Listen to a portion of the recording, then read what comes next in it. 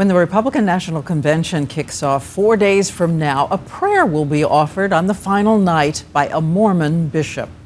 As we said last night, for the first time in American history, a Mormon will be nominated for the highest office in the land. And since so many people regard the faith as a mystery, ABC's Dan Harris returns tonight with a rare tour of one of the most sacred and private Mormon temples. We've all seen the outside of the temples, but very few get to go where I went, inside. And this is one of the first rooms I saw, the Celestial Room. Intensely ornate, it is meant to evoke the peace and tranquility of heaven. In the temple, Mormons wear all white. In order to enter, a Mormon must be deemed chaste and must be contributing 10% of their income to the church. You are now looking at the room where the faithful stand in that pool, which is heated and chlorinated, and are baptized in the name of the dead so that they can have the option of converting to Mormonism in the afterlife. Those oxen on the side of the pool represent the 12 tribes of Israel.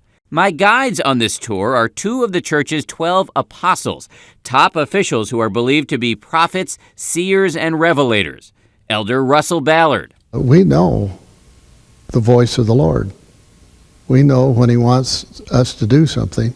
They were willing to discuss their rituals to a point, but they would not address rumors of things like secret handshakes. You're not supposed to talk about the details. We don't get into the details of that. You're going through a process that which taken out of context can seem unusual or different, but if in the whole context doesn't seem that way at all. Two other aspects of the faith that outsiders tend to focus on are polygamy, which every Mormon will be quick to tell you was outlawed more than a century ago, and the special undergarments that Mormon men and women wear every day, which we're not showing here because Mormons are sensitive to their display. They describe them as simply tangible representations of their faith. But the real center of their faith, say Mormons, is something much larger, the family. You are looking now at the sealing room where weddings take place. Mormons don't just get married, they are sealed for eternity. To be at the highest level of heaven, you need to be married. Professor J. Spencer Fluman, a practicing Mormon and author of the upcoming book, A Peculiar People. The Mormon heaven is a fantastically kind of family affair. It's a family-oriented vision of the afterlife. And so the significance of that view of heaven dictates a kind of family-centeredness here in what Mormons would call mortal life. Which is why 2/3 of Mormons are married, compared to about half of the rest of the population.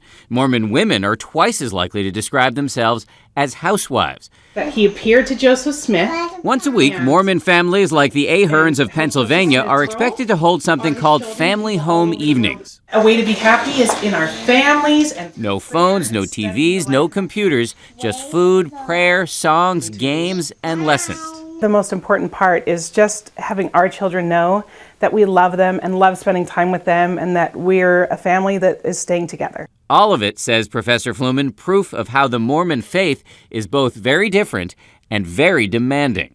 Mormonism tends to define life in various ways for a practicing Latter-day Saint. Tends not to be an element of one's life, but a kind of an all-encompassing life choice. It's not a faith that's worn lightly. Fascinating tour, but how does a non-Mormon get a tour? How did you get in? So this was a new temple, and before they closed the doors officially to outsiders, they let us in for a look. And what do they say about why they don't let outsiders come all the way in all the time? You know, their argument is that it's not so much that it's secret, but that it's sacred. What they're doing in there is the holiest of their rituals, and they say only the Mormon faithful should be allowed in. And they also say it's the fastest growing religion in the world? It's about 1.7% of the American population, roughly equal to the Jews. They argue that it's the fastest growing worldwide, and they put a lot of money and manpower into making that happen. They have an army of 50,000 missionaries, most of them young people, all over the planet. One of their young missionaries several decades ago was a young man by the name of Mitt Romney. About to be nominated for president. Thanks so much, Dan Harris.